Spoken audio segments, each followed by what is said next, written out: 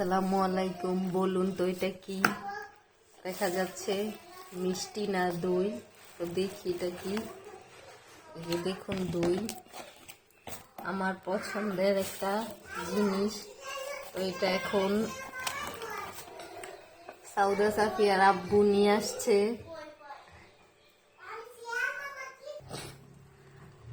আওড়াখালি থেকে, তো ওনারা ওই জায়গায় এই দইটা খেয়েছে, দেখলো এই দইটার মান খুবই ভালো, তাই এই দইটা নিয়ে আসছে আমাদের জন্য। আমরা খেতে খুব পছন্দ করি দই, এক কথায় আমার পছন্দের খাবার দই। তো এখন টেস্ট করে দেখি কেমন লাগে। বিসমিল্লাহির রহমানির রহিম।